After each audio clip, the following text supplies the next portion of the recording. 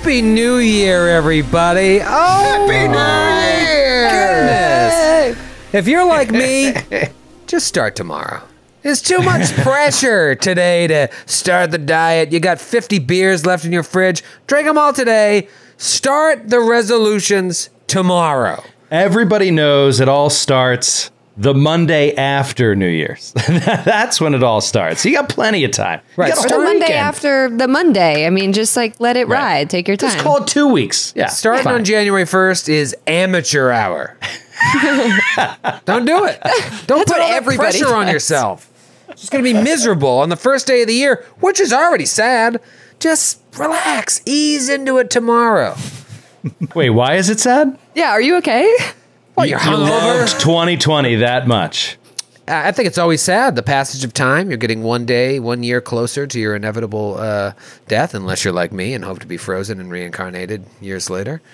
It's sad, man. You don't think the passage of time is sad? So, wait, so you're saying every day you're sad about the passage of time and your imminent death? No, but a year, I think a New Year's Day is never like, yeah. It's always like, oh, man, you can't help but reflect. And this year, looking back on 2020, you're going to reflect and be like, oh my God, what a horrible year. All the things we wanted to do. Thank God it's over. That's all a way I'm to look at it as well. But it's, spoiler alert, it's not over. Everything's still really bad. I'm just really excited about getting deeper and deeper into my 40s. I think it's so exciting. Isn't that great? Isn't that great? Sleeping 9 hours and feeling like you hit by a car? Time, not to be that person, but like time is a construct. So if you're measuring it by the, like our new year, that's a thing. If you measure it by your birthday, that's a thing. But maybe you follow the lunar calendar or the Gregorian calendar. All right. It's just a construct. Maybe we'll come to one of your seances, hippie. Come on over. I'm super zen. They're obsessed with milestones. They're obsessed with arbitrary milestones. You can't talk them out about. I've tried for years. Get a room, you two, and contact the elder gods. And be happy and at peace with where we are in our lives. That's a contract. Money doesn't matter. You gain wisdom and perspective as time goes on, Troy. Yeah. Grant, what were you going to say? Wisdom and perspective on your endless march to the grave. Right. Yeah. Well, I just wanted to point out, if it's Sydney could pass me the kombucha off screen underneath here. Okay, thank you. Yeah. Appreciate it. That's homemade, by the way. We didn't talk last week. We didn't talk last week. Booch. Booch. It's highly alcoholic. What's up, everybody? You went from a FBI witness protection program background to some sort of weird, sexy doctor's background. What is going on back there? It's like you got charts of the anatomy, and what is happening? Hey, what's going on back there? They are charts. It's mitosis. It's mitosis of a cell. Wow. Is what they are. Cool. And yeah, they're really cool. They're definitely like street finds because they're dirty and old. Like some doctor's office threw them out, but they're cool. And this is why New York will never get rid of bed bugs, because people like Sydney pick stuff up off the street and bring it into their house and infest the entire building. I'm walking around 2020. I'm like, New York's not dead, and I'm just like taking things off the street, taking garbage, bringing in COVID and ticks and everything. The picking industry is alive and well here in Manhattan. I loved last year, Birbiglia did a special where he talked about like the first couch you get in your 20s in New York. He's like, well, the first couch you get, your roommate just pulls off the street. It just comes in. It's like, somebody threw this out. And you're like, that crazy person? This is awesome. No joke. I have very fond memories of like, you're walking home from work, you're tired, but you pass that one piece of furniture in a pile of trash. You get home and you tell your roommates, you're like, guys, we got to go back. On 4th Street, there's this crazy dresser. I need help carrying it. And then you all like, love it. Yep. I love it. So great. That was I think my first desk after college was that. I pulled a desk off the street too. Oh, dude, just a couple months ago, I took a little black lamp to Green Drop and like finally gave it away. This little black lampshade. It was a nice dark light for next to your bed for like an end table light. And I pulled it off the street in New York like 15 years ago. And it just, all these years, it was just my little end table lamp that I read by at night. Like, just free shit on the street, and then man. You gave it back. You recycled it back. Exactly. And then back to the world. You people are disgusting. I'm physically nauseous. I had a girlfriend back in the day, 100 years ago. She picked up a couch off the street. For years, I would always lay something down when I sat on that couch. Newspaper. Something put down the sports section. Ink from the sports section all over my back, then sit on that rancid couch. I'll be honest though, like cushion things, it's a risk. I don't think I've ever taken a couch literally off the street. No, You can't, I never have. No, you I never can't have. do that. But I have bought a lot of furniture, like coffee table. The coffee table I still have. I bought at Salvation Army when I was in New York for $20, and I love it. It's you guys all know that coffee table. We played so many games on that coffee table. Oh yeah, That was a street table? And it's a big square. My coffee. What'd you say? That was a street table? That was a street table. Well, it was a Salvation Army table, so it wasn't a touched that street thing. you table. never Even told worse. us. One Gotta step up. disclose that legally. Troy put food on that table. I He ate put on it. food in the bottom of my drinks on that table. I may have even rested my feet on it. Ellie, do your people take trash off the street and bring it into their home? No. No. See? They don't do that shit. That's why they're such a healthy nation. Yeah. We just take trash off the street, bring it into our home, into our bedrooms. Yeah, I mean, I think, isn't that more of like also a New York thing? Like, I don't think. Yeah. I mean, I get Yeah. this. Yeah, I don't know. I tease my friends. Didn't really happen in Denver that much. Not many people move to New York in their 20s with like a huge bank account. I think that's what it is. So you move to a Yeah. city that just is meant to destroy you, and you're like, well, I could have a chair or I could sit on the floor. Those are my options. But it's also I like do, yeah. people Yeah. dump stuff on the street because like, where are you gonna put it? You just carry the couch down your floor flights of stairs. You're like, fuck this, like, and you just Yeah. dump it on the street. So There's no alley. no, yeah. You have But it's there are kinda- large trash pickup days. They're designated based Yeah, on where you live. bulk day. Yeah, bulk. Oh, I mean, Matthew, I know, but you know somebody's going to grab it. You put it out there with the hope that it'll return to a new home. And you know that doesn't exist everywhere in New York City. There are like it's neighborhood by neighborhood, and Yeah. it's the sanitation departments, whatever. Like there are neighborhoods where like you put a couch out there, it could be out there for 2 months, just sitting in the rain and the that is snow. also- Schedule it. And it, yeah, It actually triggers me a little bit, that whole thing, because that's I think I love New York, but it's my biggest pet peeve in general that people in the city have like this attitude of like, not my problem. And then they just put shit out there that they expect someone else to take care of. Like Christmas trees. Every January, it's the same. It's a bunch of Christmas trees, and then there's a wind storm, and that Christmas tree's nemesis. like exactly wind. my nemesis, and it's gonna attack me. And I just how many Christmas trees have bowled you over walking the streets of New York? She's a little woman. it is a constant fear I have. I That, find it disgusting. That not my problem attitude does extend outside of New York. I'd say most Americans feel that way. Not my problem. Well, But your Christmas tree thing does make January 1st extra sad, because if you walk outside, there's 800 Christmas trees all over the street, and you're like, oh, that's right, another 12 months until I'm that happy again. But not Troy, because he leaves his up until the next major holiday. 11 months for me. Troy, I can't help but notice the holiday season didn't seem to lift your spirits as The whole November 1st thing didn't seem to work. Yeah, Well, what's up? Here's the thing, is you guys only see me at work.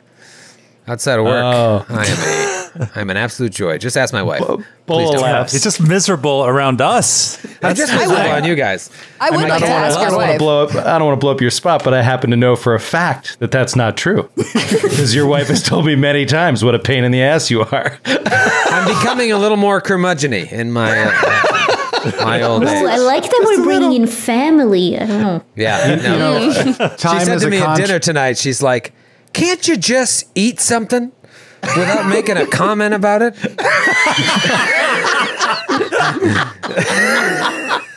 That's so amazing. I mean, you talk about sometimes about how particular she is for this or that, but like when you're together, she makes you like. You make her seem like the most laid back person on earth. Like she is so go She is with pretty the laid flow. back, yeah. But I push all the buttons. I don't just push you guys' buttons. I push everybody's buttons. Yeah. Mom, Wife. You These don't are the people you talk to. I don't know. I don't. Do you push everyone's buttons? I don't know. I don't feel pushed. Like I don't really like.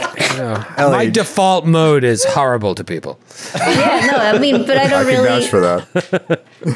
It's just I kind of go there. That's my safe place. How are you with people with like legit unimpeachable authority, like doctors, and like when you get pulled over and judges? Like, are you a different total like facade of a person there? I don't do well with authority, but I'm always respectful, just because I don't like consequences. See, Troy, I feel like I'm the opposite of you. I'm extremely nice to everyone in my whole world. I like being a nice person. It brings me joy. And then when authority comes into it, I immediately revert to being like, I don't have to talk to you. You don't know me. You don't know Am me. I being arrested? Am I being arrested? Am I being arrested? Can I walk away? Am I being detained? That's right. Then you see me turn the corner. I like help somebody pick up their groceries. I'm like, have a great day. And I turn back. I go to the cop. Like, Oh my God, Troy, have you ever grabbed somebody's grocery bag out of their hand, a complete stranger, and touched their bag and their hand? why would you do that? Absolutely. Not now. I wouldn't touch anyone now, but like outside of this, absolutely. Yeah. No, I'll get over here, old lady. We'll cross the street together. I got you.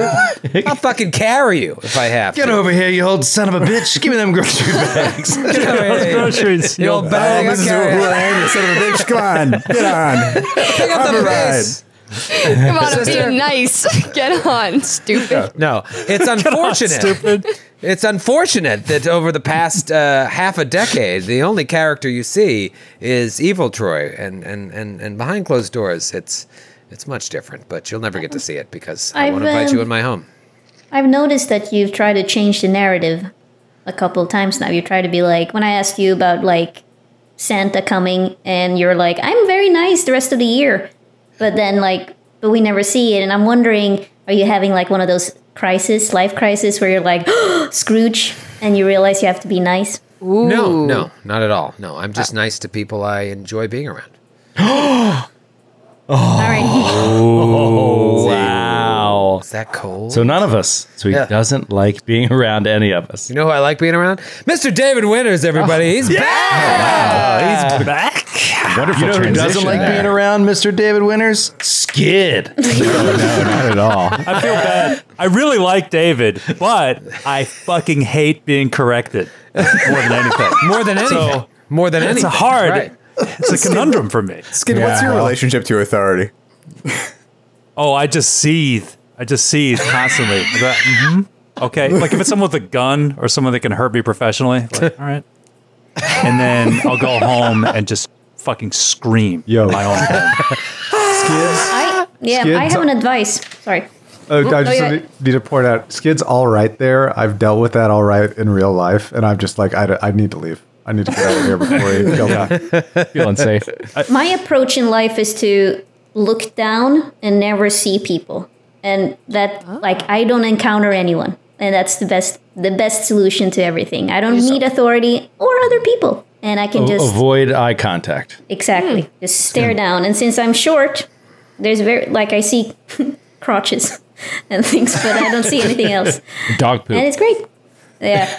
Crotches and a dogs. lot of couches. They can't arrest you if you're looking at their crotch the whole time. It's a loophole. It's a loophole. Yeah. They might buy you dinner. What? Did you say you would buy me dinner? No, I said they might. Pardon me, madam. I couldn't help but notice you were staring directly at my bulge. Would you like to go to Tavern on the Green? Turn on the green. Just have it in 1987. Tavern on the Green. It's bulge night at I'll the tell you Green. what. It's bulge night at the Green. I have a table in the back. God. Bulgy McBulgerson. Happy New Year. I hope everybody's having a good start to the year. Watching some college football. And doing other things that I don't know what fucking people do. Eat a sausage. Mummers Parade. Mummers Parade. We're gonna play a little Androids and Aliens, a little Starfinder today. we have been kind of cruising since we got back. Last week's ep was the first time we got into a little more role play. We're still kind of feeling out what's going on, and now you're just, all right, we got to go to Absalom Station, and then you're back into it. You know that you don't have a lot of time. Like, it's been a ticking time bomb since you discovered what the Drift Rock was or could be. It's been a race for the galaxy, as it were, and it's just speeding up and speeding up and speeding up, because you know if it gets into the Cult of Devourer's hands, it's game over. There are other people vying for it as well, as far as you know. If it gets into their hands, it could be very, very bad. So you want to get there first. I have a question. Yes. I have a question. I'll allow it. Can you fail an adventure? Like, can the bad guys win? Oh my God! Yes. Yeah. Yes. Yeah. Actually, yeah. Yeah. Like, not even kidding. Yes. Would that just be like a TPK in this situation? I feel like, how would we survive that? A TPK for the universe. Yeah. No, it would be. It'd be bad. Yeah, you can. I've always wanted to have that adventure. It'd be fun to do it live. So we'll see. With this crew, I don't know. It's not going to happen, but it might. Linnea will never die. I mean, not with Linnea. Linnea is so ridiculously powerful. I can't see it happening. Not even God himself could kill Linnea. Not even Triune himself. Triune himself could pull her apart. Molecule by molecule. Well, it's interesting when you get to higher level Pathfinder, which we're, in the Glass Cannon podcast, and still kind of new ground for us in some ways.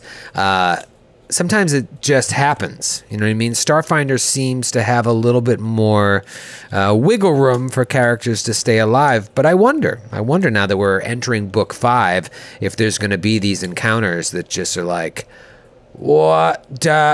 I'm dead? How am I'm dead? What just happened? We've been having softball encounters for 4.5 books, and now I'm dead? We'll see. I don't know. I would think that things are going to be ramped up, but it remains to be seen. We'll have to play it and see. But last week, in addition to saying goodbye to Harry T, one of my favorite NPCs that we've come across so far, legend, as it were, after saying goodbye to her, saying goodbye to Istamak, we also got a little flashback action on Callum. Saw some interesting things about Callum's story that links her to someone else's story here on this crew. I want to start off this week by taking a look at somebody else. Why? We're doing it again? We're coming to the end. We're coming to the end, guys. There's a lot of stories here. There's a lot of threads that need to be closed or moved along. And so last week, in many ways, there's a thread that was closed that's now going to open up something else, hopefully. Let's move something else along. In the inky and infinite void of space, amongst barren rocks, beaten by solar radiation and buffeted by solar winds, we see a rusty junker just puttering erratically from asteroid to asteroid. Just 6 rangy, articulated arms sprout from the jagged geometry of the ship's hull. These strange arms pair with phosphorescent green astroglass hemispheres covering the main hull to create the illusion of some sort of space crawfish. We hear a gravelly voice command over a comm. Extend the arms, salvage. Extend the salvage arms, chief mate. We see Qualo sitting on the bridge. His 3 arms extended into tubes controlling the arms that are out in space. But Captain, our supply of Thasteron is dangerously low. I caution against that. That's an order, chief mate. Captain, we could be stranded here for months if we don't... A dirty-looking scoundrel of a pirate with white dreadlocks, like white and black dreadlocks, slowly rises from the captain's chair. His commanding, predatory blue eyes belie a deranged state of mind. Clank, clank, clank. His plated Estex boots echo across the ship's floor towards Qualo as he unholsters a Blue Star plasma pistol from his side. Whoa. Extend the arms. There's treasure in that asteroid. I know it. I can feel it. Can't you? It's about time we get ours. Yes, time. Time. He starts talking to like an unseen force. Time. Time for the jangly man to rise. The jangly... He catches himself. The penalty for mutiny aboard a free captain's vessel is death, Misatro. Is that what you want? The plasma pistol hums in unison with the captain's threats. The rest of the crew just look to Qualo in fear. The captain has been acting more and more strange recently, and another crew member paid the ultimate price for insubordination just days ago. Yes, Captain. Good. Pull in closer. Get it done. The captain storms off the bridge. The engineer stands up. It's like a humanoid with the face of a white wolf. Walks over to Qualo. I know what this is! It's a Varger! This Varger walks over to Qualo. It's like, what were you thinking, Misatro? You want to end up like Eggers? Who's the jangly man? The captain is clearly losing his mind. If we don't do something, we'll all end up like Eggers. What we'll do is our job. Captain Denali is one of the most respected pirates in the system. His ship, his rules. If you don't like it, we'll drop you off of the next rock. Qualo nods, hobbles back to his station. Time passes. Nice hobble, Grant. Nice video hobble. He's got 19 legs. Some time passes, and now we see Qualo in his quarters all alone.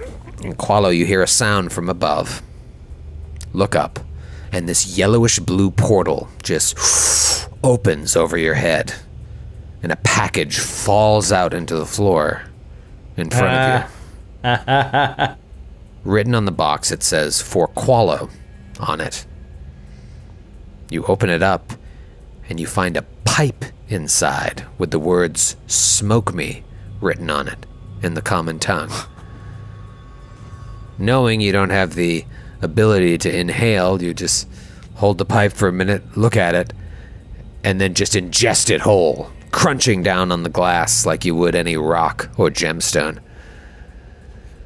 Within seconds, you are gone. You lose time. But you're awoken by a feeling of being pulled out of your room by unseen hands. You look out of the window of your cabin and you see that the ship is tilting at an almost completely vertical angle. At that moment, you're sucked out of your room towards the bridge, where out of instinct you spread your many legs to lock onto a beam that's stuck horizontally against an open airlock out into space. You're clutching it, and looking out past the beam, you see in the distance the bodies of all your fellow crew members floating in space, eyes swelling out of their sockets, bloated heads just popping. Since you don't need to breathe, you're all right, and you're able to use every last bit of your strength to pull the airlock shut. And when you do, your body and the beam that saved your life slam to the floor at the same time. You catch your breath. You look up, and out of the main window of the bridge, you watch as the only escape pod of the ship emerges from the debris sucked out of the airlock and flies off into space. And now, from that window looking out, the window changes to a view of the drift. And we come back and we see the crew of the Sarissa, now the Mac, headed to Absalom Station. Let's go to the map here. Let's go to the old map. Right now I have a nice picture of what the drift might look like. Ooh. Really calm and serene, as it were. You're headed back to Absalom Station to do a couple things. One, you might want to gear up a little bit. You don't have a ton of stuff to sell, and especially in Starfinder, you don't get a whole lot for it. But mainly you want to get this ship ready to make this long journey deep into the vast. So let's go look at the ship, actually. Let's take you right to the bridge. Can I take you to the bridge? What? Take it to the bridge. Take it to the bridge. Can I take it to the Back bridge? on the ship. Whoa. Look at this map. Poured it into Roll20 Sony. That's awesome. There is the Sarissa, and you can see here. We used to have this physical map on the I know. table. I have I it still. I have it on was- my shelf. Oh, nice. There's the old Saris. Sarissa explains it all. As you see here, we've got some new crew members, and there are also some new crew roles that have been added in the Starship Operations Manual, or whatever the fuck it's called.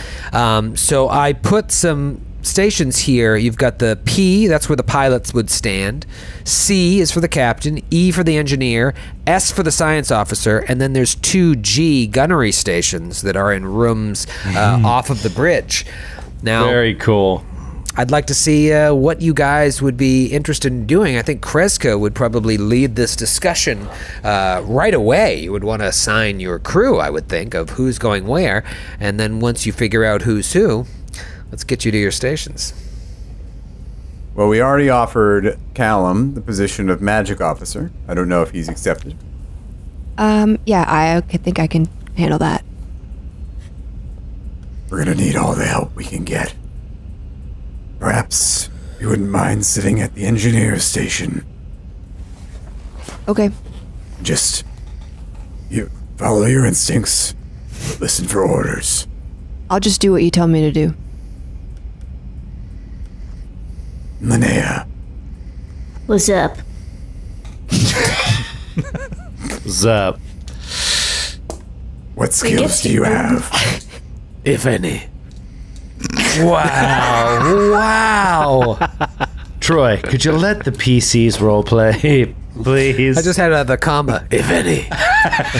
That must be Howie. That's Howie. That's I Howie. guess. Howie. Captain, I've looked at her sheet. I've done a scan. She is utterly useless. Yep, no, I'm pretty good at piloting, I'm pretty good at killing things, and I'm pretty good at ripping things apart, so perhaps... And she looks at Dax. Piloting station is already taken. She looks at Squallow. Looks like gunner station is also already taken. But perhaps I can be of some use, because I have this! And she pulls out her fist. And that means that Punches she can the captain out, and now she's the captain. Oh, hell yeah. Wow. But she okay, I don't have any biceps, but imagine she pulls out her guns, like her bicep guns, and she's like, I Wait, she gives us free tickets to the gun show? To the gun. Oh my god, are those legal in outer space? In the vast? I'm also picturing this interaction of a captain being like, "What are your skills?" And you just go like, And you're just this. like, well, here's one of them right here. Well, but that could be because she is very physical, right? She is. You may not like it. You may not like it, brother, but one of my skills is being the strongest man. Oh my god. Oh man. Well, she's very physical, so she's both acrobatic and she's flexible and strong. A triple Well, threat. we may not need acrobatics or physical muscle. Oh, you don't need this. We can And she attack. makes a Do split, yoga. you know. Is she taking over the yoga studio, Captain? Maybe we could convert the gym into a yoga studio. Classes Easily tomorrow done. at 6 a.m. Can we say in canon we do that? Can we all do yoga together on the street? Yeah. That's awesome. I I'm down love with that. that. A Bikram, Every a morning we Bikram, do yoga. like a hot yoga. Like it needs to be like 90 degrees or something. Anyway, yes. Italian yoga leads us every in sun morning. salutation. Qualo is exceptionally good at them. You say Italian yoga? Acatonian yoga. I was like, the Italian yoga with the cat. I'm doing a downward dog. Do the downward That's a ravioli. spicy meatball of downward dog. Sausage salutation. Sausage salutation. That was good, Troy. That was good. Oh no. All right. Well, We may not need anyone to punch people out or to do backflips. A yoga instructor would be very nice, but in terms of... Perhaps you could function as a kind of mate of sorts, and after consulting a new publication from Paizo, I've realized there might be a position for you, helping everything to run just that much better. So Kreska wants to mate with you. That is Okay. What I said. that is the She starts captain's order. she starts taking off her shirt. Paulo is incredibly jealous of this. lonely. She is the captain, after all. But yeah, would you like to be the chief mate? Yes. I got it. And Oh, okay. Nice, Eleanor. she's chief mate. Chief. I mean, we also have another gunnery station too, but I feel like Well, we can try the chief mate, and then, I mean, I've looked at the DCs. They seem impossible, so I might pivot into the gunnery after round 1, if Troy will let me. Thank you, Troy. Yeah. It's not up to me. You can change your roles each round, I believe, right, David? Yeah. Yeah, but You you're not pick up gonna. every round. You're not gonna You be could do a mid-com role change. You're good. Yeah, but I just wondered if Troy's gonna actually play by the rules, and that's why I just wanted to. Yes. I've read them, so I can start there. I've read them too. And so, yeah, if it's by the rules, you can totally do it. Yeah, but I read my rules, and then you changed them last week. Remember? Did I? DC 19? It's true. It's true. but it is actually true. It is actually true. It's an error. We all know it. Don't call David a liar to his face. I won't allow it here on my stream. Anyway. Pass it off on David. All right, who else? It's Kreska. Well, unless Qualo wants to change his role, I serve at your pleasure, Captain K. You made an excellent gunner, so perhaps take up your station in the other room. Absolutely. I would also take a station closer to you. No. It pains me to be so far from you. Yes, it's difficult. Speaking of arrangements, what's the sleeping arrangements? How many bedrooms are on the John? Head to toe. 4 bedrooms. 7 beds. There's a captain's cabin that has 1 bed, and the rest have 2.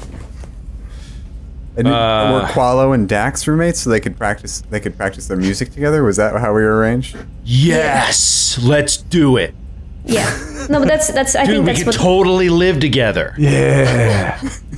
And I I can can turn off my smell sensors and on to top, sleep comfortably at night. on top This of image that, of the Sarissa, sorry, I just want to say, is obviously not exactly what you guys have because you've made several alterations. This is the Sunrise Maiden map. No one Were knows you- what I'm talking about. No, you Yeah, were. no, I know. It sounded like you were gonna say something more. That's No, that was it. We didn't think you So were just yeah, gonna Dax and grind Qualo the can roleplay room to a halt. together. Who else would like to room together? The captain will be in the captain's quarters. I can. Oh wow! What Wow, way to pull. D. Such That is her card. privilege. God. I can room with Dr. First if that's cool with you. Yeah, no, that's fine. All right. If you don't mind a bit of fur. Oh, Shed quite a bit, but otherwise, if you're okay with it, then that's okay with me, boy. Does that mean I get my own room? Nope. You could sleep in the gym? No, you said you had 4 bedrooms. Qualo and Dax in one, you and Callum in the other one, Captain corner, and then Ellie corner. That's Howie's room. That's Howie's server room. Yes. Howie locks the door. You can't get in. I'm sorry, Captain. You know that's my space. Fine. Yes. I'll be in my yoga studio. I keep my things in there. It occurs to me now we don't have an engineer. Wait, I No, thought I know. First was the engineer. No, PG. No, I'm Science officer, I'm right? science officer normally. I could be the engineer, but now we have to pick. Well, you can. Engineer is pretty. Engineer is pretty useless in the early rounds, so you could switch after a couple of rounds if we have a starship combat, which I don't think we will have. Yeah. Well, in the science officer and engineer station, you can be gunners as well. I'm just moving you guys around the board. So with Qualo, Linnaeus do you have say- a Linnaeus Qualo? Do you have an say- engineering bonus? Qualo does not. Qualo, the Solarians are not very skilled. They're too busy doing drugs and getting in tune with the universe. Okay.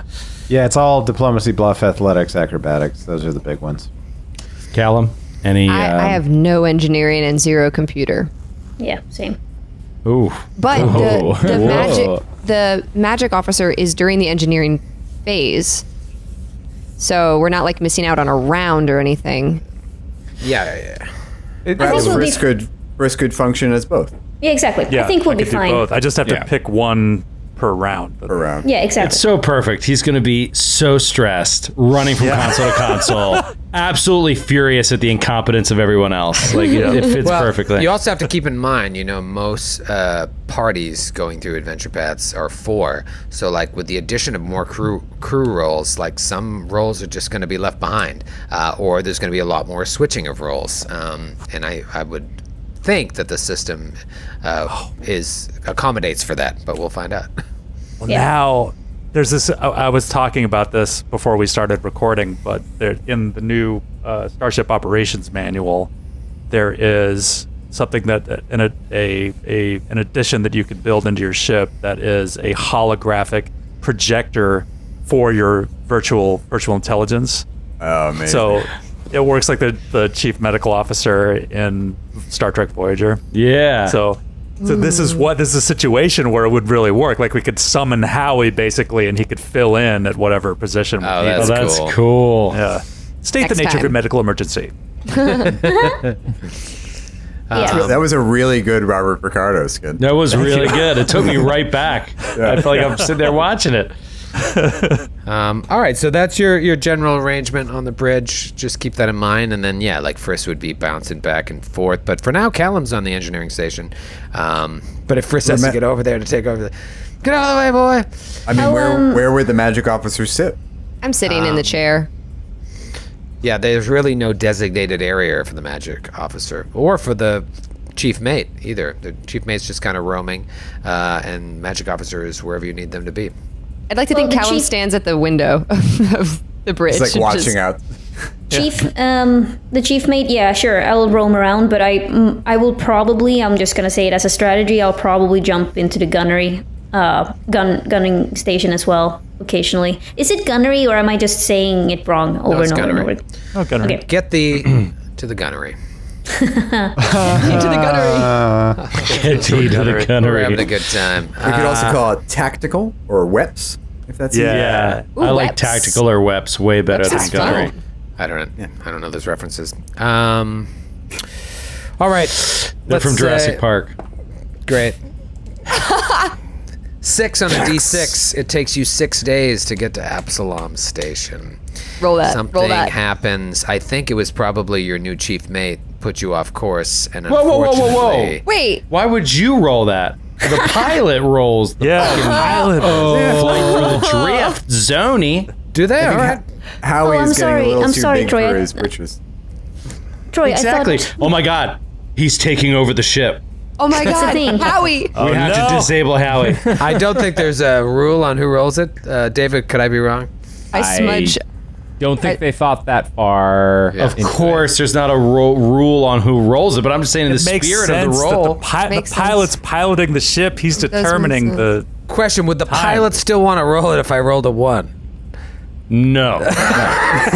No, I'm playing the Grant role in no. this situation. Okay. And we love game Grant in the for that. system. No, all right, you know what? You go ahead and roll it. That's fine. I want you to Wait, have Troy, some, can you tell us? Can you tell us what you agency. really roll? Can you tell us what you rolled? I rolled, You rolled a 6 6. on a That's D6. yeah, that's why I said this. Yeah, this is what this all came Well, she's about. calling you a No, liar. but I did imagine that I'd be rolling the drift roll, and I I thought it think would be it's the funny old when I captain. rolled a 6. All right, here we go. Yeah. If you roll How much 6, time in the drift?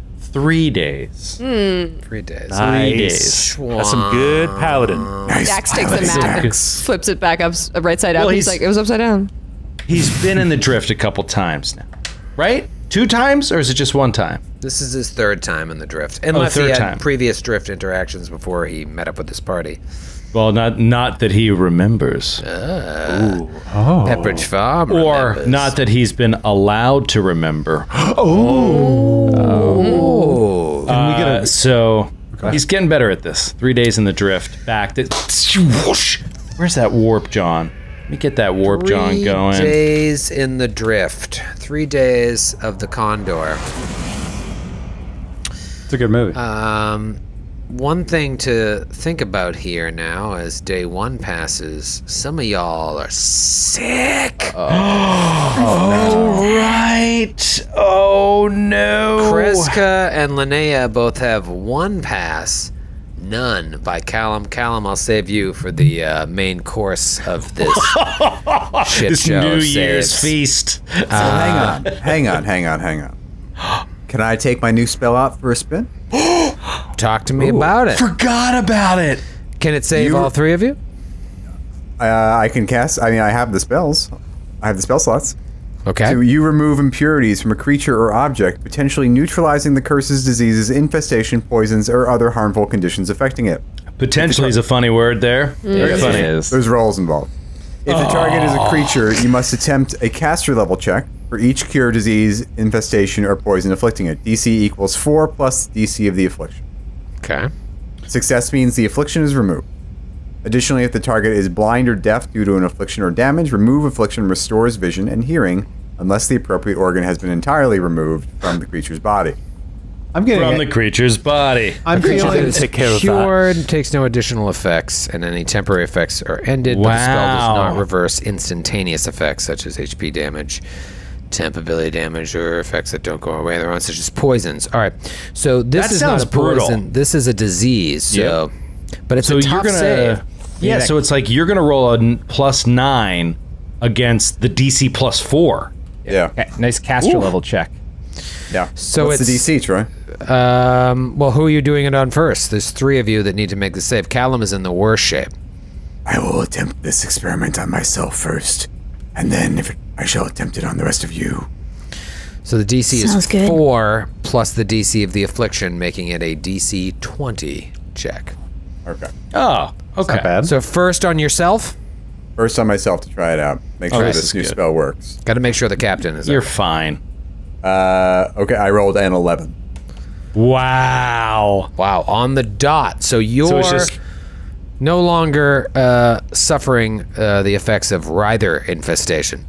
whoa. Might I reach out into the void and attempt to remove the impurities from your system? Yeah, I mean, go for it. We have a teenager on board. What did I give you Bro. my arm or my head or Just stay where you are. okay Give me your head. Give me your head. on a platter.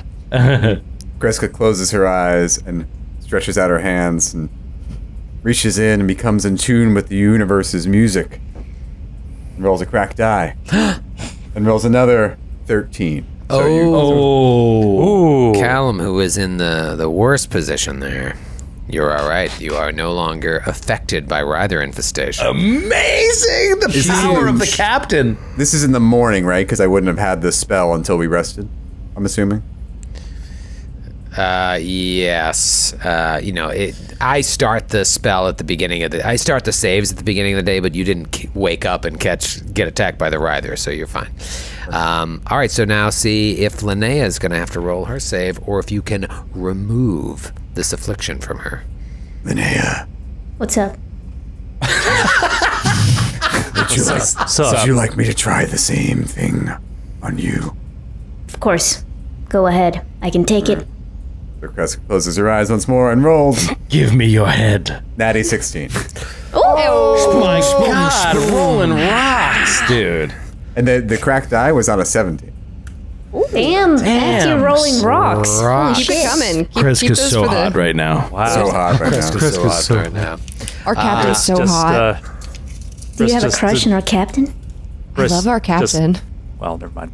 Sorry, go. I knew that was gonna happen. Right Sorry. then, I was like, Skid just snapped. I knew it was coming. Say it. Thanks, remote recording. Yeah, remote recording What does Frisk do, Skid? awesome. Frisk So dejectedly Dax is puts going away his to. You're an asshole, Joe. You'll make him real mad. No. He pulled his headphones out. You gotta know when to hold him, O'Brien. He put up his technical difficulty screen. I'm sorry. It's not funny anymore. It's not. I had a Sorry. joke, but I'm sorry. you guys killed it. Yeah. Yeah. They did. Go on with your show. I'll be around. We'll see you right after this word from our sponsor. I was gonna see if he did it again and then go right into that.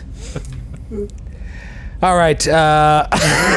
We'll all wonder what that joke was gonna be, but it was funny. But we can't help ourselves. All right. So 3 uses of remove afflict are Gonzoni, and a couple days later you get to Absalom Station. Is there anything you all need to talk about over these 3 days? Just how to fit Callum into the band. Right. Because I mean, it seems like I don't know. Can I do a roll? Can I do a roll to see if like he picks up the bass and if he's like any good at it? Yeah. If he's just like has a natural talent, like he's just like, what is this strange instrument? Slap but then all of a sudden, bass. just like, oh my god, it's just flowing through me. Yeah. You know what's funny about that is the most popular bassist on YouTube is an Italian man named Davey504, and he often speaks in Italian during his videos. Very funny. Anyway. Natural 19. Ooh. Davey504's here. So you're just See, like, I don't know told you. if this thing works. Is that right? So yeah, so you just see Dax and Qualo just like open mouth staring at Callum. First he time plays ever the on a bass. solo from You Can Call Me Al. Yes, exactly. Played like an impossible bass riff that could only be done in an editing studio. So I mean, John Entwistle over there? Berthani have long fingers too, so it actually makes sense that he would be good at the bass. So You guys are having How an does he audition. feel when he plays it? Does he feel feels nothing. something? no, he feels nothing. feels nothing. No. Let me think. No, I think he actually. This is the first time he's had like a hobby or something, or like a shared thing with other people. So the fact that you asked him to join the band, he's like, I don't even know what that would be like. But now we go to your room. I just assume we go to your bedroom. Yeah, we our all, bedroom, and it's like super tiny and sweaty, and It Qualo smells smells. awful, and we're all like packed in. But then we jam But and we plug groove. in our little amps. They're all buzzing. Qualo And you can hear us throughout Qualo the spaceship. Like puts a headband on the base of his 3 eye stalks, and they're all like stuck together, so he can really fucking hit the drums hard as he can. there's a drum set in the bedroom. Yeah, dude, there's a drum set, and then Dax has a fucking bone guitar from Eox. Right. So just metal. like, You guys should play in the cargo bay. We got a whole cargo bay. You could just hang out in there. Oh my play in the cargo god. bay. Garage band. Frisk, that's a great idea. We should have played the halftime show for Harry T's basketball game. Oh, that would have been great. That would have been great. I'm just looking at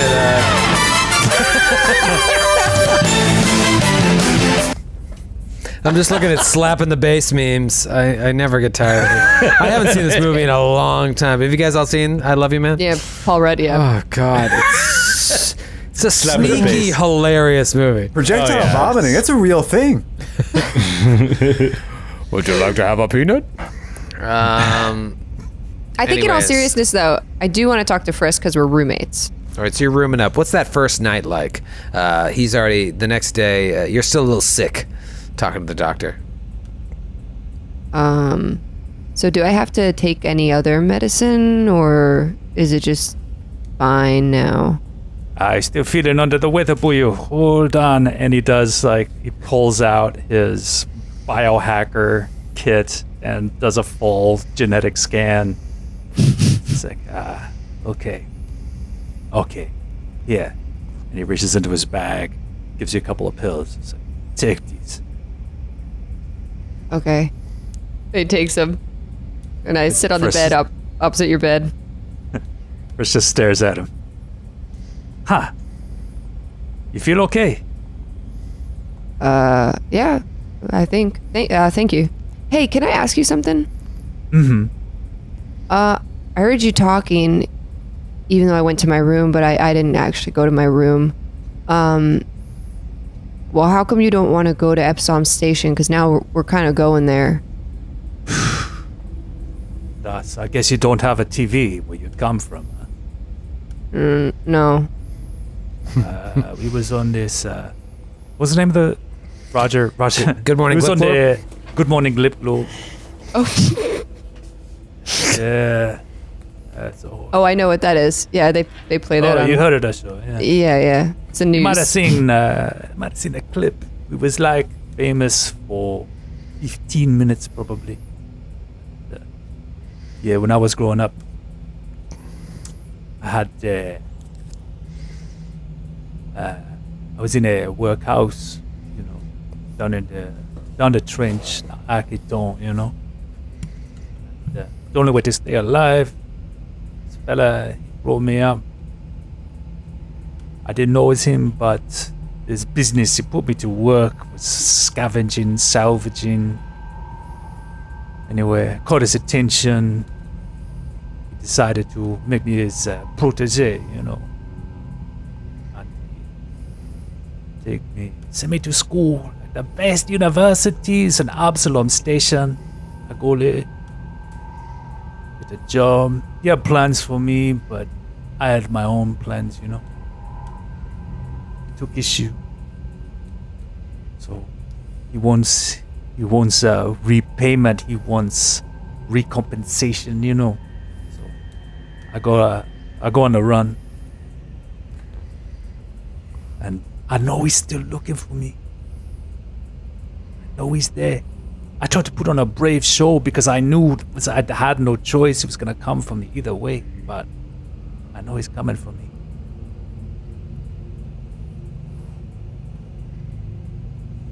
I used to scavenge for parts. That's what I was doing before. I did for like a bunch of different people. Oh, yeah?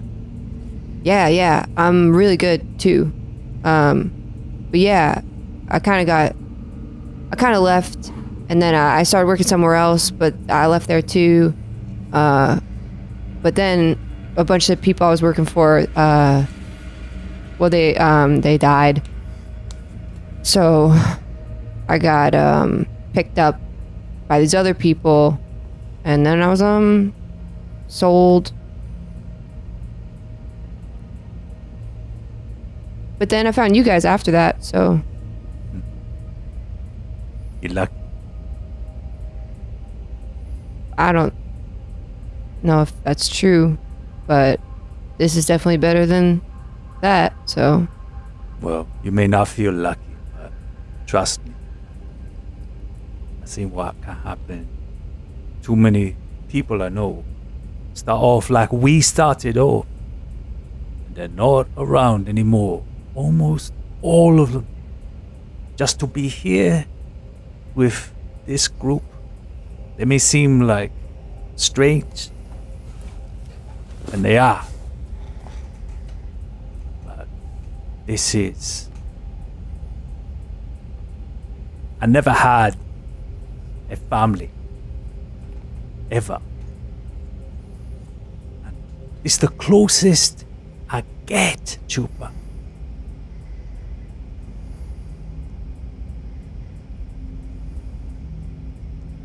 Yeah. I gotta go play bass because Dax wanted me to. Okay. But it's cool that, yeah, I feel like we have a lot in common. So it's cool that you're my roommate. You're cool. That's nice of you to say. Boy, I gotta go play bass. I'll see you later. cool. All right. Let's say hi to the others for me. Okay. We're both super awkward and uncomfortable now. What are Qualo and Dax talking about in their downtime before the bass player arrives? Dax is he's working on a song, and he's working through some notes, and he's bad. He's just bad. No, there's no talent at all. I don't know if Qualo knows that or can pick up on that, how well he knows music.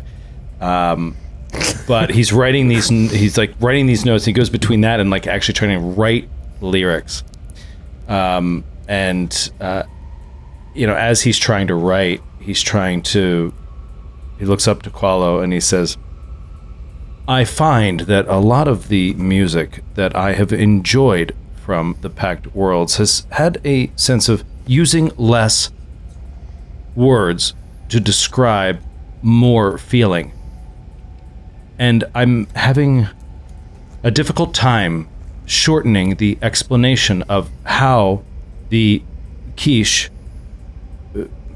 Wait, what were the original ones called? The old Kishali? Kishali. Yeah, how the Kishali were a peaceful people that wanted peace, yet used a weapon of horrible destruction, yet learned from their mistake, and were once again an honorable people. But were they honorable?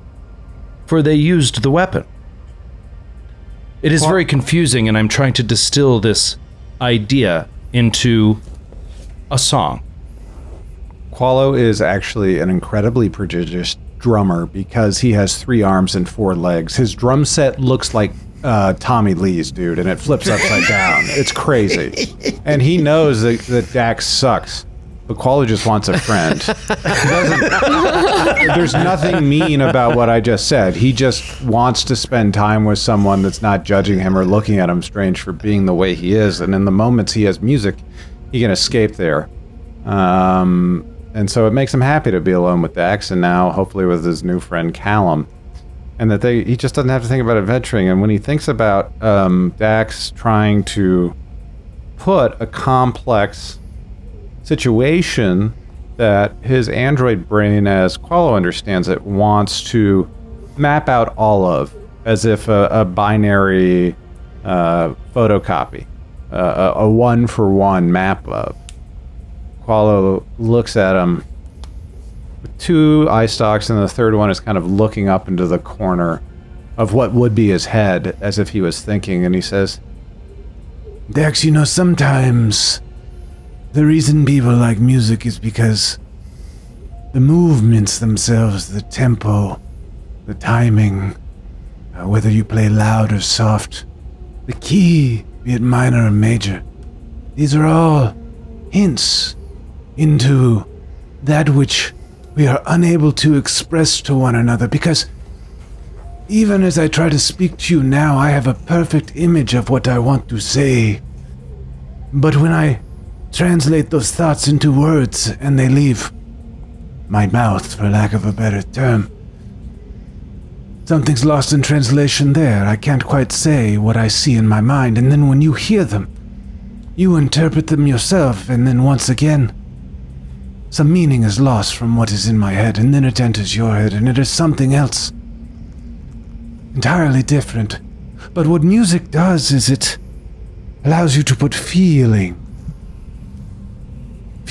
that you have that can't be expressed with words into the world. And when other people hear and experience your music, they can feel maybe even more closely what you feel than if you had tried to explain it to them for hours, just in moments.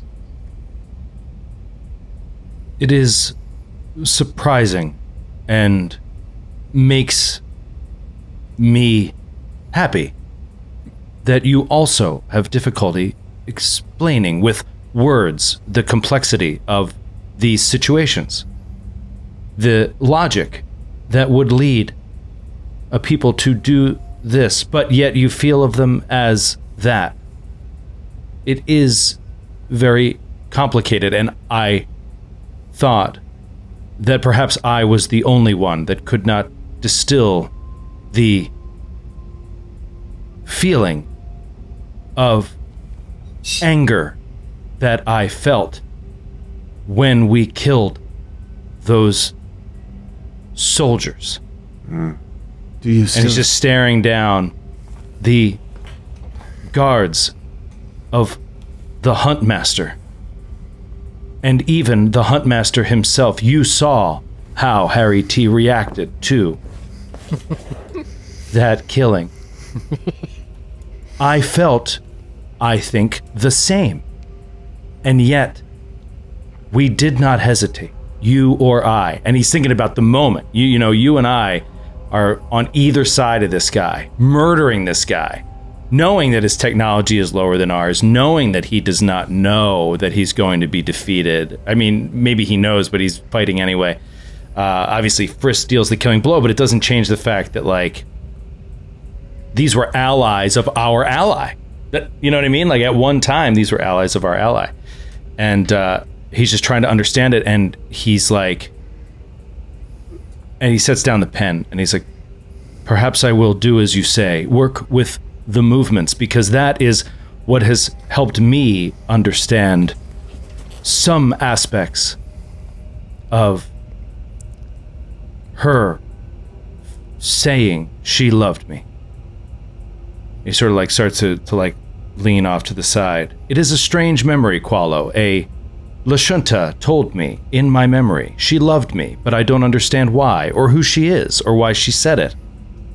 But yet, I feel like I do, because of these songs. Mm-hmm. And he starts literally like playing music for you, like songs that he's been listening to. Qualo like pulls out like the brushes that a jazz musician uses to kind of just to be quietly accompanying it, and he's like doing like a little couple fills here and there, but he's really listening with you.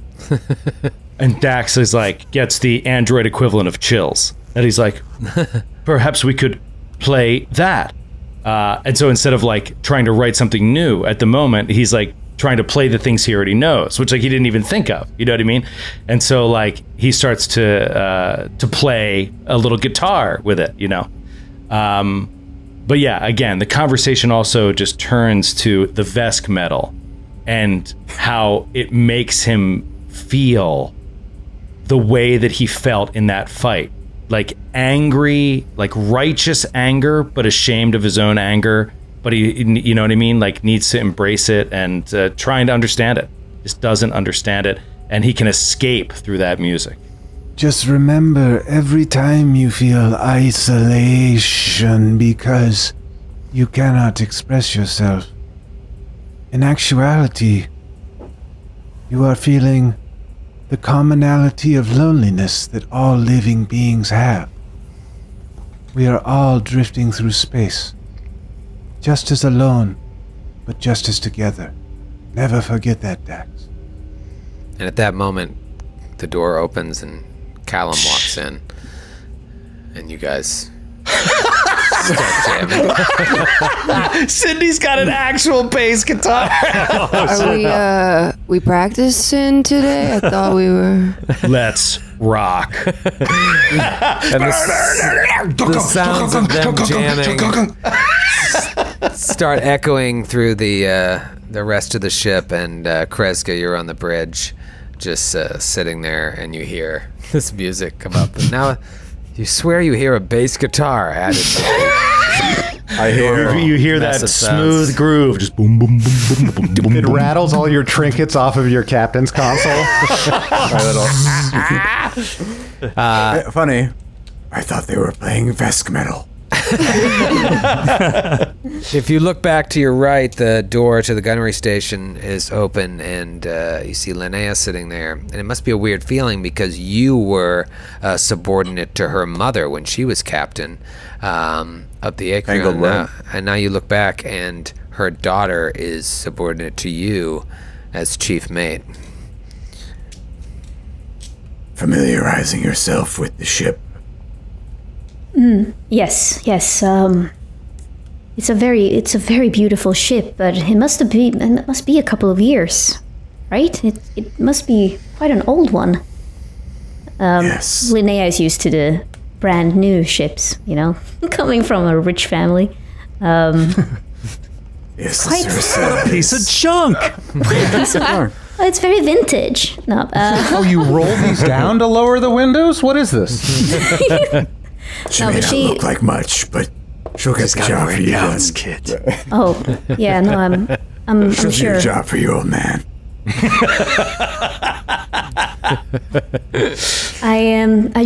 Yes, I am familiarizing myself, and I hope that I won't disappoint you moving forward. I believe that I can contribute with something, but I'll try to do my best, Captain.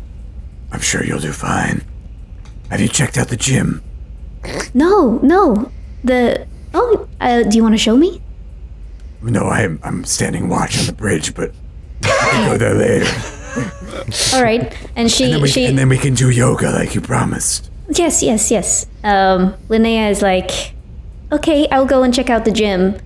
But she sneaks into her room, actually, and is letting out a long sigh of, like, social anxiety that's been building up. She's just hearing how everyone's bonding, how everyone seems to become friends immediately. And she's just, letting her guard down a little bit. Sits on the bed, trying to compose herself like a stoic soldier. And then she pulls out her comm unit, puts on her earphones, and listens to the last voice message that her mom sent her. And she starts crying and goes to bed. Oh. A voice comes up in your room. Can I help you? Hello? Are you talking to me? I believe it was quite clear these are my quarters. I'm so sorry. Oh my god. All right. Ellie. I believe there's an empty closet down the end of the hallway. I'm gonna cry for real. I love that Howie waited until she started crying. You cannot kick her out of the room. She's crying, Howie. Oh my god, that's amazing, Ellie. That's amazing. That's so Can I help you? All right, so she picks up her Cannon. Punch out Howie. Punch Howie in the head. Horrible. We need that holographic projector thing now so you can punch him right in his mouth. Can I help you? Turn him off. Just fucking turn him off in the room. There's got to be a speaker you can just turn off. No, but haven't you seen that X-Files episode when the computer becomes alive and it like actually starts killing them? Yeah, I remember the ATM screen. It's like kill them all. I love that episode. Oh my god. As you start to walk out, he says, Yeah, I guess I'll make the bed. That was Alright, such a good fake out because I thought after all that niceness between everyone, you were going to be like, I want to hear your problems. Yeah, me too. Get out of my room. Help you? No, it's the essence of comedy right there. Perfect. I mean, Yeah. there's the galley. Yeah, well, Linnea wipes her tears away and then walks up to the captain and is like, I'm sorry, but I still don't know where I'm supposed to sleep. God damn it, Howie.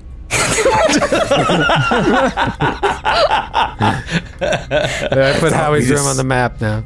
I thought we discussed that you have all of the other non-room spaces.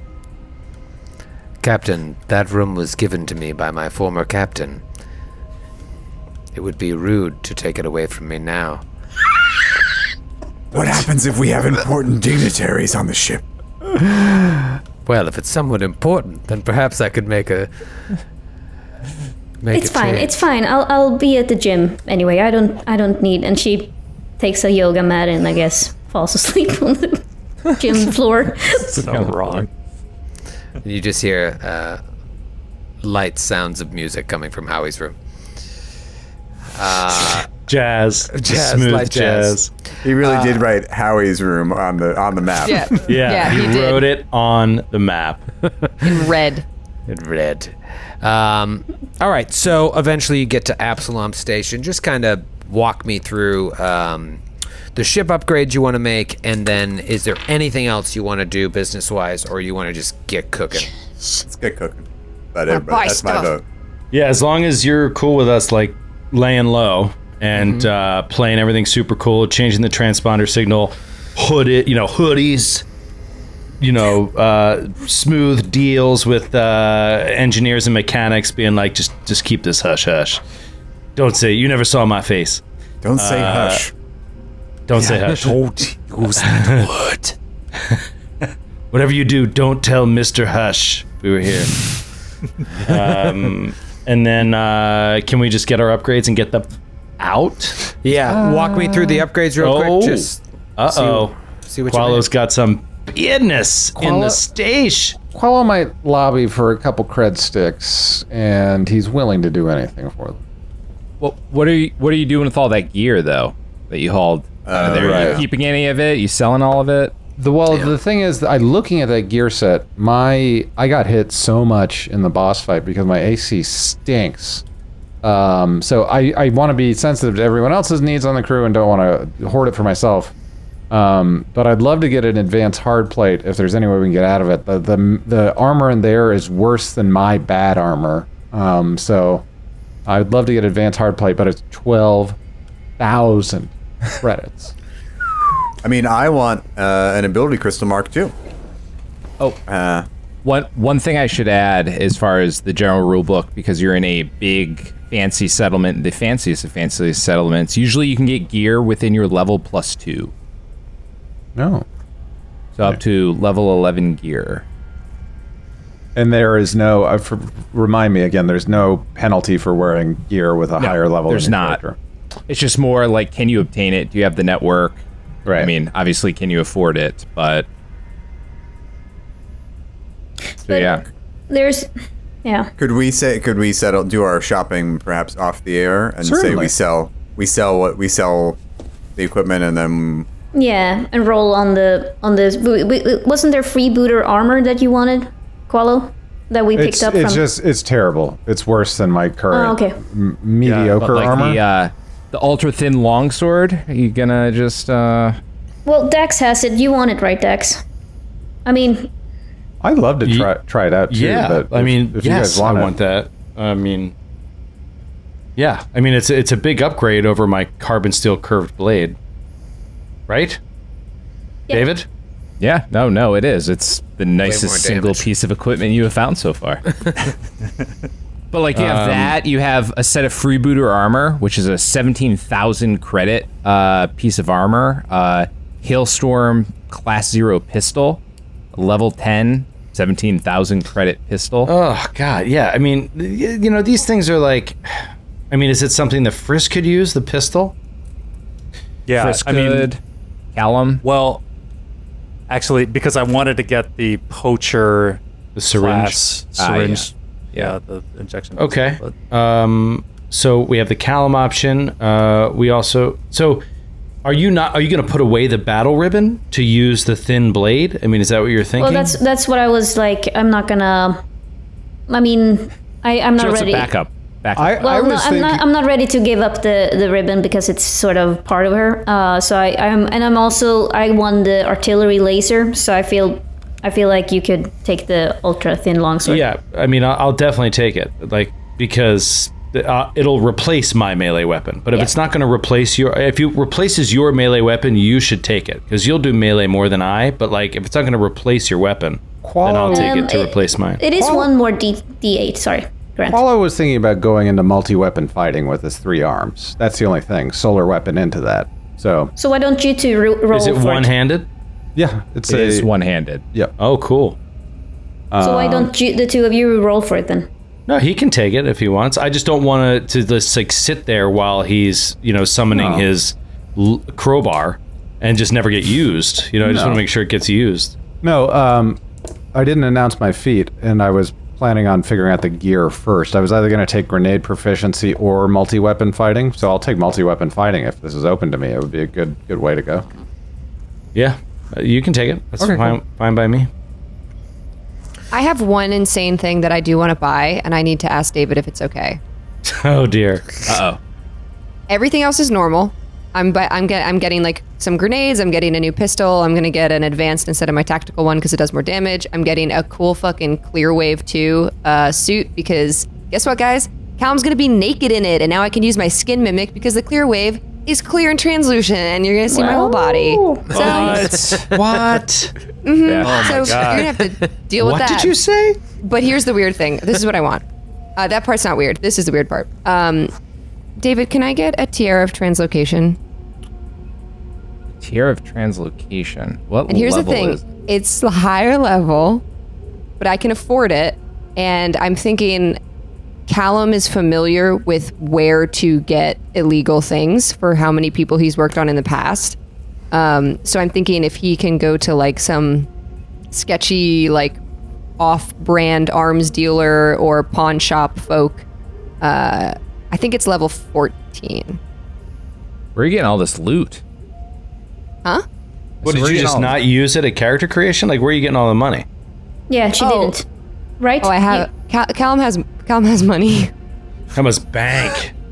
Callum has money in other things that he had taken from his previous employers.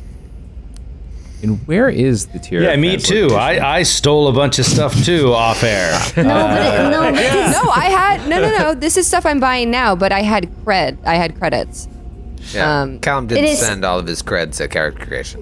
You're right. Because you had no armor and no weapons. Yeah, exactly. So, yeah, I mean, this is probably more up to Troy just because you're through the level kind of threshold. But yeah, if you've got 11,750 credits to burn, you know. You should have more. You should have like 30. I already bought a bunch of other stuff. Okay. What is this thing called? Tier of Translocation. It's on page 224 of the core rulebook. I can tell you what it does. It's basically once per day as a standard action, you can teleport yourself and 5 other creatures within a designated destination within 2,000 miles. In the case of yours, 200 miles. Mark 1. Oh, sorry. Mark 1, 200 miles. That Mark 2 is a big step up to 185,000 credits. Yeah, and it refuses to function at all while in the drift. No. One more time. What is it called? Tiara, I guess. I don't know the proper pronunciation. Tiara of Translocation, page 224. Joe clearly has a young daughter. I have the book. Yes. On me. It's a I've had a tiara on my head many times in the last 2 years. And why would this be hard to get? Because it's just a high 14. level. Level 14. Oh, it's level. I see level. Oh, that's a Mark 4, level 14. It's up to you, Troy. I mean, that's a tough one. She should only have access to a level 11, but in the thing is, Station. It's Absalom Station. Like, Yeah. it's one of those things where, like, you're also going to be there for weeks. So, like, to some extent, do a roll. like, yeah, sure. Let's do a Do a roll. Yeah, if you get it on Absalom Station. Does anyone have any underworld connections here? Callum. Yeah. Well, I don't know if I have any not specifically here in Absalom on Station. Absalom, yeah. But do you have a relevant skill that you can talk me into letting you use? I mean, I've got bluff and intimidate, so I would just think that he'd go to different people and kind of be like, "Oh, I know a guy actually. Oh, I work for him. I know him." All right, give me a bluff check, and then give me a D100 roll. Okay. I'm gonna want you to get above 50 on the D100, Right. but that will be harder depending on the outcome of your bluff roll. That's a 24 bluff. 24 bluff. All right, then I'll knock it down to 42. Okay, there we go. I'm rolling on 43 or higher. roll 43 or 20. higher Okay. on a D100. Ooh. Oh, Ooh. I got a 15. I didn't do it. Well, no, you did it. It's just not there. The tiara is just not to be found on the station. Yeah, a couple guys were like, "Yeah, It's out of your hands. Got that tiara," and you go there, and it's a non-magical tiara. This guy's selling. He's trying to sell it for 800 or 11,750. Fuck that guy. it is, All man. They right. put a chloroform-soaked rag over your mouth and drag you into the back room and take out your organs. I disappear for a week. He goes like, "Where's Callum?" Then he comes back. Are they cool? Yeah. Yeah, it's fine. Kreska all right. will buy that ability crystal Mark II. You will. Okay. Yeah, I have You that. have and you have the gold for that? I have the credits. The credits for that? Gold. Hey, before- Idiot. What? Why am I an idiot? No, I'm an idiot because I said gold. You have the gold for that? Gold. What, you want to raise one of your ability scores +2? Moron. Idiot. You said 6,500? Well, I'll just get one off air. Grant, what'd you guys? Just a real quick thing. The reason why I'm taking the weapon, because I didn't want to take away without reason. So 2-weapon fighting does not exist in Starfinder like it does. It doesn't perform the same way as it does in Pathfinder 1.0. Multi-weapon fighting allows you to take a full attack with 2 different weapons at a -3 instead of a -4. And with my flashing strikes, I will be able to take a full attack -2/-2. with those 2 different weapons. So it's pretty cool. Okay. So that's why that was the justification I just wanted to provide. Sweet. And then just very quickly, Skid, I know you worked hard on this. Can you tell me about the modifications you want to make to the Mac? Yeah. The Mac. Nay, Sarissa, nay, Sunrise Maiden. Yeah. So I went through this, spent a lot of time on this. So I wanted to upgrade the power core to from I think it's pulse blue right now to a pulse prismatic, which gives us an extra 100 power units. See, I like doing this because it's like putting together a desktop computer. I just thought the same exact thing. I was like, oh, so you're upgrading your power source in your PC. Yeah. Which means you can get a better graphics card, get a better processor, get a better motherboard. Yeah. And then we are upgrade. What the shields currently are shields 200. 200. So I wanted to upgrade them to heavy shields 360. Just way more shield points to use. And then I wanted to replace the left and right light lasers with coil guns, which go from short range to long range. And instead of 2d4, they're 4d4. And in the turret, I wanted to replace the heavy laser and the twin lasers in the turret for a persistent particle beam, which is also long range and does 10d6 damage. And then the two kind of fun things that are from the Starship Operations Manual are they have these TIM modules. They're I forget what TIM stands for.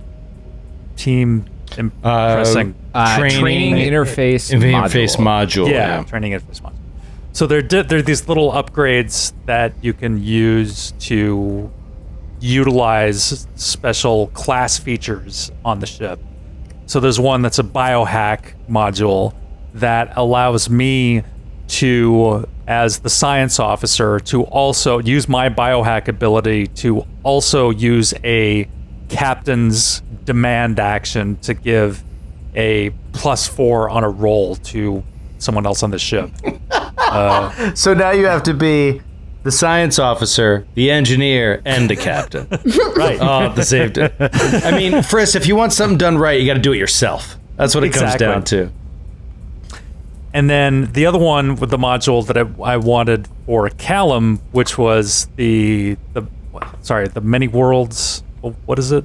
Infinite Worlds? Infinite Worlds? Yeah, the Infinite Worlds thing. So it basically allows Callum to summon a field of space debris during the magic officer's turn that can be used to either slow down an enemy ship or block their shots, like occlude their blasts, or a field of debris that they will run through and do damage to them. So it's pretty useful, and they're just 3 build points each. So Sweet. All right, so you guys are you geared up a little bit, made some changes, and obviously made some great modifications to your now tier 9 ship. Baby! I just rolled to see how many days it was going to take you to make those modifications. You know, keeping in mind that you're on Absalom Station with the best people at your disposal, and it takes you 8 days to do that. Maybe a little longer than you wanted, but not as bad as it could have been if you tried to do it yourself or go to some off system. And with that, I assume you just want to get the F out and head to these coordinates for the Gate of the 12 Suns. Deep Amazing. in the drift. All right, so I'm going to roll 5d6 here to see how long it's going to take you. A lot of 1s and 2s, which is good for you guys. 5, 6, 7, 8. Amazingly, it's not going to be that bad. So, Nice. You leave Absalom Station in the dust. Some of you, before you actually enter the drift, maybe you look in the rear view and you see Absalom Station. You think, I wonder if this will be the last time my eyes look upon such a marvel of technology and civilization. Not unlike your first journey through the drift, you see all that weird shit, remnants of ancient civilizations, possibly stuff from other planes of existence. Who knows? Maybe things from futures that haven't even played out yet. The drift is weird. Amongst all of that, after about a week, as you get deeper and deeper and further than you were when you were in the Niger system, the deeper you get, the more that your view is dominated by strange storms of quantum foam and clusters of planar debris littering nearby space throughout your journey. But all this stuff is easily avoidable, even with your shitty pilot. How dare you? You're a week in, 8 days, 9 days, 10 days. On the 13th day, you feel as if you are approaching your destination, and so Howie lets you know, Captain. Captain sends the order to Dak to pull out of the drift. Pull out of the drift. Howie says we've arrived. So as you begin the preparations to get out of the drift, you pass through this almost invisible cloud of dust. The only reason you know it's there is you can feel the particles buffeting against the ship. And they buffet for a moment, and then there's just silence. Friss, roll a computers check. Or a perception, whatever you want to do. You're sitting at the science 38 computers. Okay. About a moment after you go through this cloud of dust, you notice a little blip on your screen that appears that your computers are being hacked into. No. But because you rolled so high, you can tell that the hacking is coming from within the computer itself. What do you say? What do you do? Frisk just kind of like leans back from the screen with his little paws up in the air. Captain, there's an intrusion into our system. What kind of intrusion? Seems to be coming from inside the system itself. It's fucking Howie. Can you lock out the essential? Can you? Linnea, that's amazing. She's like, I knew it. I knew it the whole time. Callum looks over like, is it Howie? Wait, is it Howie? Can you lock out life support and other essential systems? Yeah, can I do that? I'll just... Yeah, it's probably... It's very doable for you.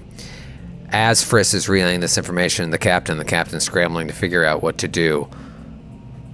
Everyone on the bridge, which in this case is Friss, Dax, Kreska, and Callum, notice that about 10 feet away from Callum, a figure is starting to materialize on the board. Oh my God. And it looks like little millions and zillions of pieces are starting to reform into this enormous humanoid-shaped robot-type creature. What? Let me show you a little glimpse of what it looks like.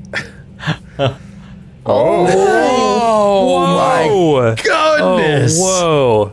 As it's forming there next to you, and it's still... describe it. Describe it. Yeah, I guess I got to for the podcast. I mean, it's just this...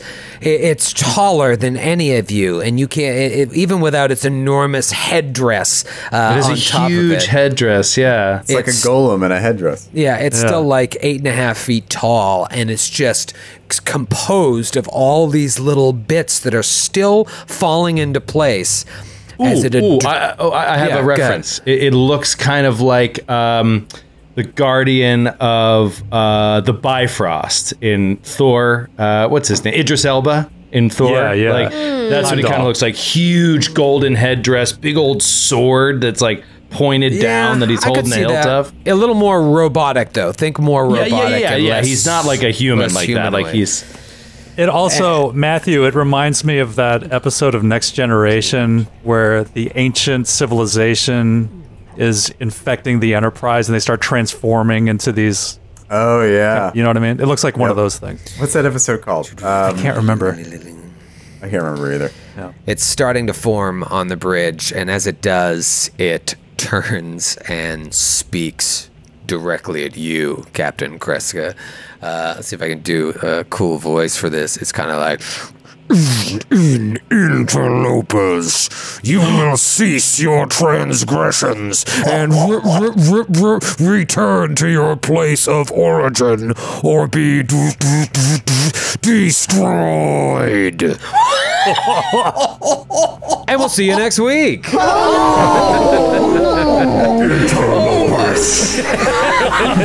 That's what you needed. I gotta get that mod. I gotta get that mod, bro. You gotta get that mod, bro.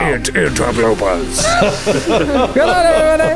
Good night, everybody. Thank you. Happy New Year. Happy New Year. Start tomorrow. Start tomorrow.